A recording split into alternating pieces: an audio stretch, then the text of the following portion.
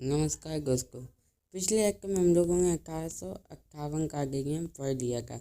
इस एक्ट में हम लोग 1861 का अधिनियम पढ़ेंगे। तो इससे पहले आप ये समझिए कि जो एक 1861 का भारत परिषद अधिनियम है, ये इतना इम्पोर्टेंट क्यों है? ये बहुत इम्पोर्टेंट है क्योंकि ये अब भारतीय संवैधानिक और राजनीतिक दोनों मामलों में के इतिहास में सबसे महत्वपूर्ण आर्टिकल है। क्योंकि इससे पहले 1861 के अधिनियम से पहले भारतीयों को किसी भी सर्विस या फिर विभाग में जाने की स्वतंत्रता नहीं की। लेकिन इसके बाद अब भारतीय भी इसमें पार्टिसिपेट कर सकते थे। भारतीय भी वहाँ की जो लॉ मेकिंग या फिर फिनेंशियल जो भी कार्य होते थे उसमें पार्टिसिपेट, इसीलिए ये एक्ट इतना इम्पोर्टेंट है। तो चलिए देखते हैं इस एक्ट में आगे कि ये क्या क्या होता है। तो देखिए, 1857 की महान क्रांति के बाद ब्रिटिश सरकार को महसूस हुआ कि भारत में शासन चलाने के लिए भारतीयों का सहयोग लेना आवश्यक है। एक मिनट, हम मतलब अब 1857 की क्रांति के बाद, जिसे हम लोग सिपाही विद्रोह भी कहते हैं, उसके बाद ब्रिटिश सरकार को ये तो पता चल गया था कि भारतीयों बिना भारतीयों की सहयोग 1857 की महान क्रांति, जिसे हम लोग सिपाही विद्रोह के नाम से भी जानते हैं, इसके बाद ब्रिटिश सरकार को ये तो महसूस हो गया था कि बिना भारतीयों के सहयोग लिए बिना हम वहाँ पर अपनी सरकार नहीं चला पाएंगे, वहाँ पर हम शासन नहीं कर पाएंगे। और इसी शासन को चलाने के लिए ये एक्ट लाया गया था, क्योंकि वो समझ गए थे कि अब बिना भारतीयों के वहाँ पर शासन हम चला सकते नहीं हैं। और उसके बाद ये एक्ट ला के उन्होंने ये बता दिया कि देखिए, अब हम भारतीयों को भी अब हम आज़ादी देते हैं कि वो लॉ मेकिंग और जितने भी ये बजट वगैरह आते हैं उन पे सवाल पूछ सकते हैं और उन्हें पार्टिसिपेट कर सकते हैं। तो चलिए बढ़ते हैं आगे वीडियो में। इस सहयोग नीति के तहत ब्रिटिश सरकार ने 1861, 1892 और 1909 में 3 नए अधिनियम पारित किए। मतलब 3 नए अधिनियम का पारित करने का मतलब क्या? इसी भारतीयों के सहयोग लेने के लिए 3 नए अधिनियम पारित किए 1861 में, 1892 में और 1909 में। तो चलिए बढ़ते हैं आगे।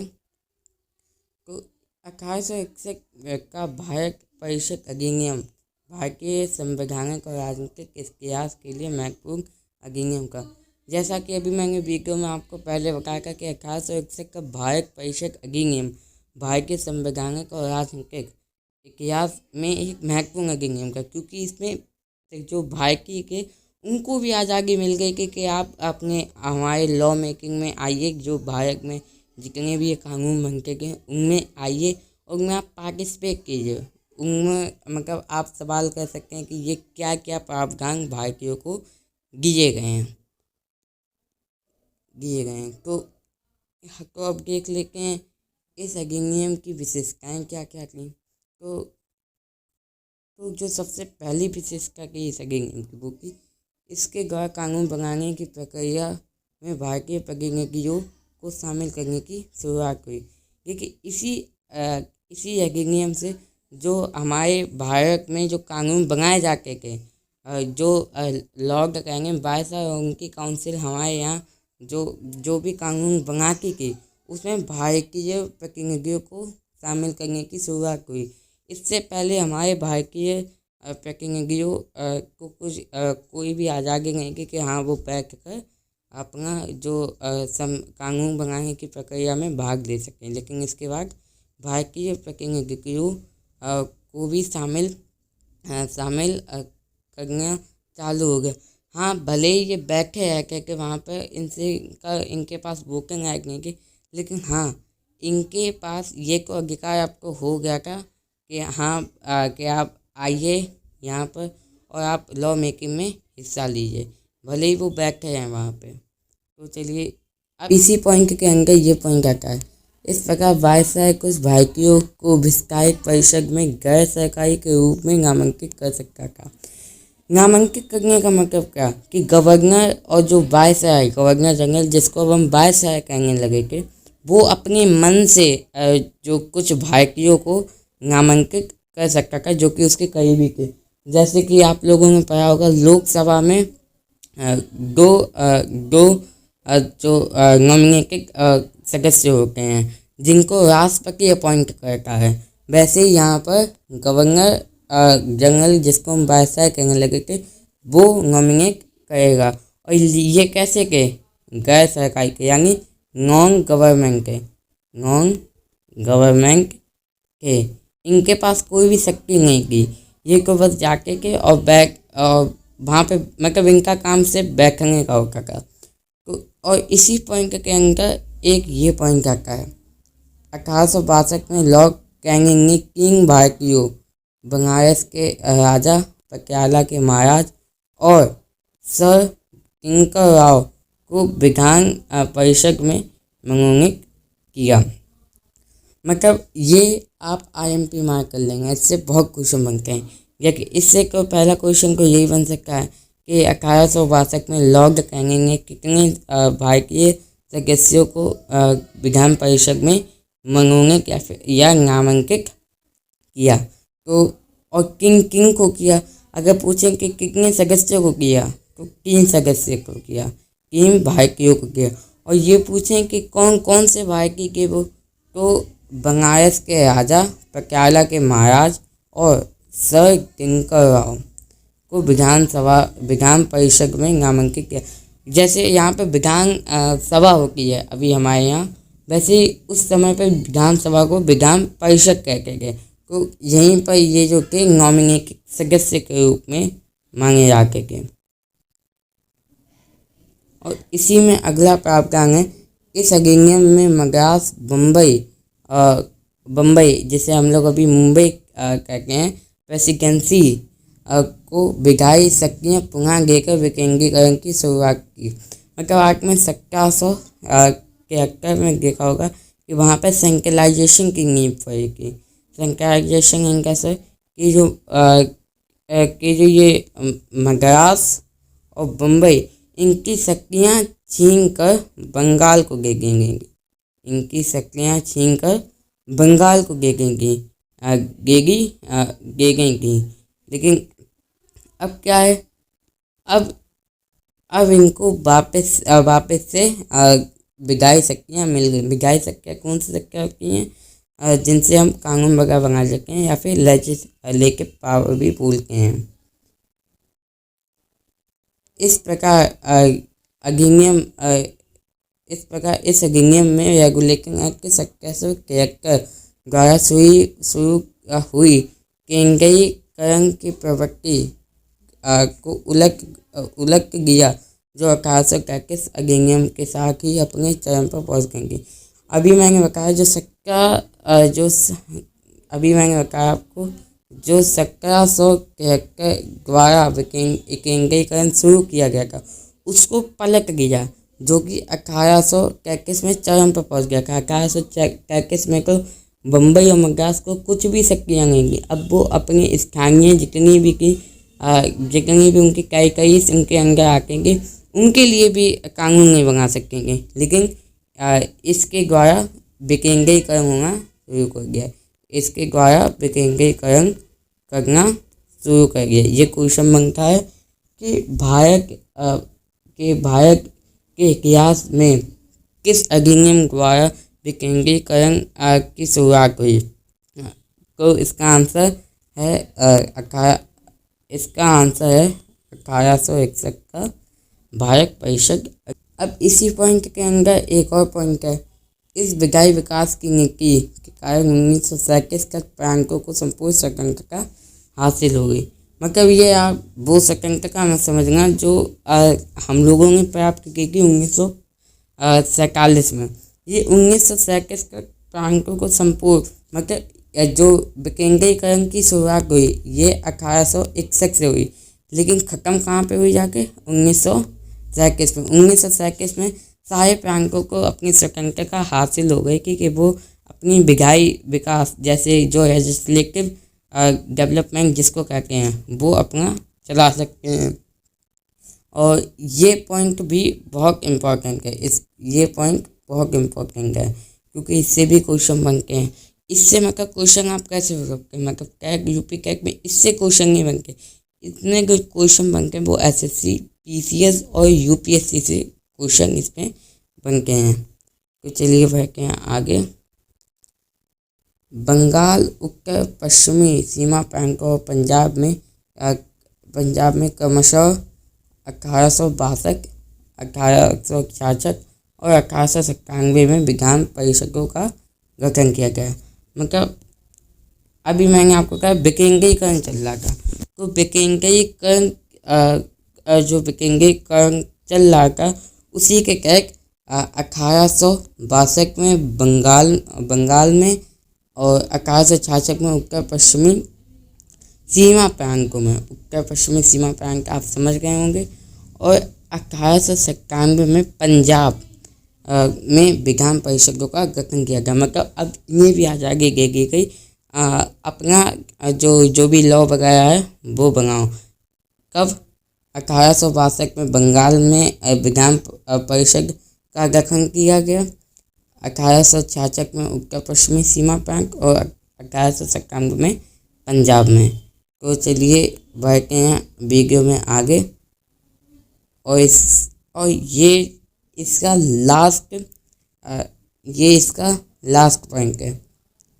शायद लास्ट तो नहीं है, इसके आगे भी एक पॉइंट है, लेकिन चलिए बताते हैं इस पॉइंट को कि इसमें क्या किया गया। क्योंकि इसने वायसराय को परिषद में कार्य संचालन के लिए अधिक नियम और आदेश बनाने की शक्तियाँ प्रदान की। मतलब आप समझ सकते हैं कि ये जो कार्य संचालन का जो वायसराय अपनी परिषद में चलाया था, और इसको अब आज़ादी मिल गई। अब इसको शक्ति की गई कि आप इसमें नियम बढ़ा भी सकते हो, नियम घटा भी सकते हो, आदेश भी आप बढ़ा सकते हो, घटा सकते हो। तो इसी के अंदर एक पॉइंट है, इसमें लॉर्ड कैनिंग द्वारा 1859 में प्रारंभ की पोर्टफोलियो प्रणाली को मान्यता दी गई। मतलब आपने अभी मंगलीय जो सिस्टम है उसको पढ़ा होगा, वो पोर्टफोलियो सिस्टम ही होता है जिसकी शुरुआत 1859 में की गई थी। इसको मान्यता कब मिली? 1861 के भारत परिषद अधिनियम में। क्योंकि पोर्टफोलियो ये क्वेश्चन भी बनता है कि किस एक्ट के द्वारा पोर्टफोलियो प्रणाली को मान्यता दी गई? तो ये 1861। अब ये क्वेश्चन एक और बनता है कि किस भारत में किस भाषाओं ने पोर्टफोलियो प्रणाली की स्थापना की? मतलब आप समझ सकते हैं प्रारंभ की।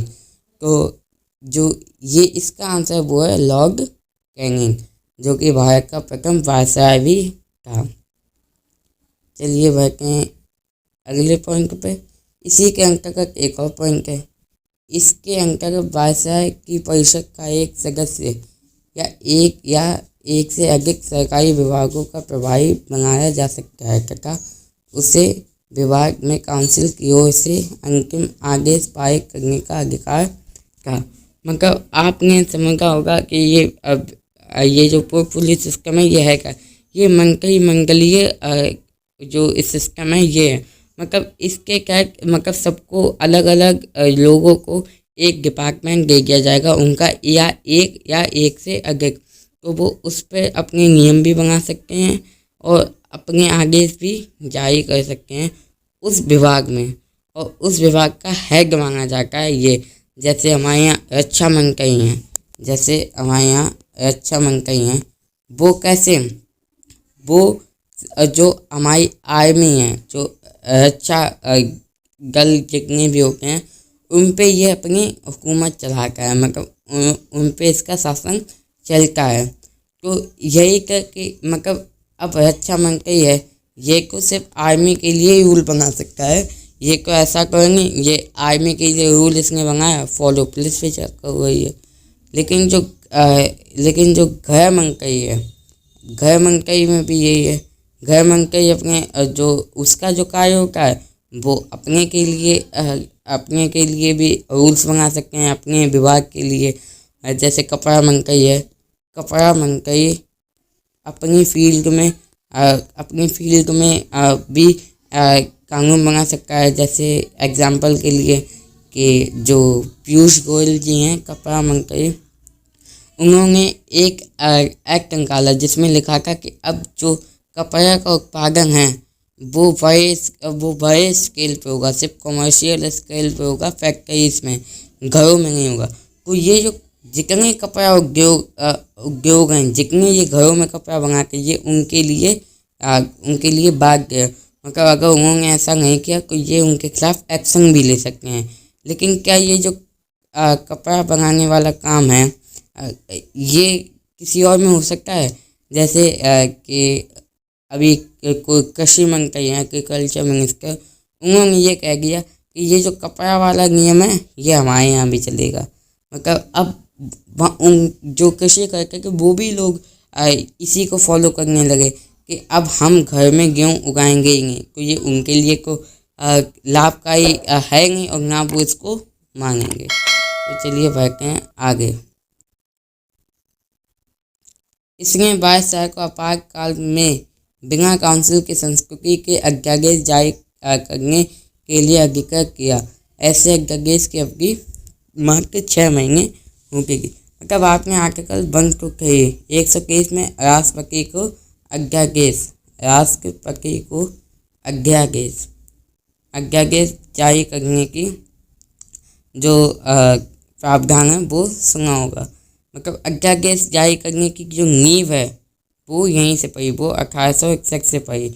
मतलब इसमें होता क्या है, इसमें जब मतलब अभी को ये होता है कि जब जो सेशन है वो नहीं लगता है, तब आपातकाल की स्थिति में जो लगता है राष्ट्रपति को ये बहुत इम्पोर्टेंट है, बहुत ही इम्पोर्टेंट, इसके बिना देश चल ही नहीं पाएगा अगले सेशन तक। तो वो अध्यादेश जारी कर देता है और अध्यादेश में क्या रहता है, इसमें किसी भी वोटिंग की ज़रूरत ही नहीं पड़ती। मतलब जैसे अभी हमारे यहाँ सिंपल मेजॉरिटी से जो एक बिल पास किया जाता है उसमें इसकी ज़रूरत ही नहीं पड़ती, उसमें सिर्फ राष्ट्रपति के साइन होते हैं, वो डायरेक्ट जो है इम्प्लीमेंट हो जाता है। लेकिन उसकी अवधि 6 महीने का कर गए हैं, वैसे ही उस टाइम पर कर दिया गया था। इसमें 22 आपातकाल में बिना काउंसिल की संस्कृति के अध्यादेश जारी करने की अधिकृत किया।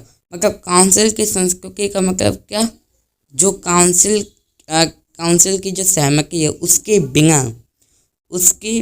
बिना अध्यादेश जारी करने के लिए अधिकृत किया। मतलब उसको स्वतंत्रता मिली कि अब जब आपकी काउंसिल संस्कृति पर नहीं होगी, मतलब वो अपने सस्ते नहीं लगेगा और उसकी वोटिंग के बिना आप अध्यादेश को जारी कर सकते हैं। लेकिन ऐसे अध्यादेश की अवधि मात्र 6 महीने होगी।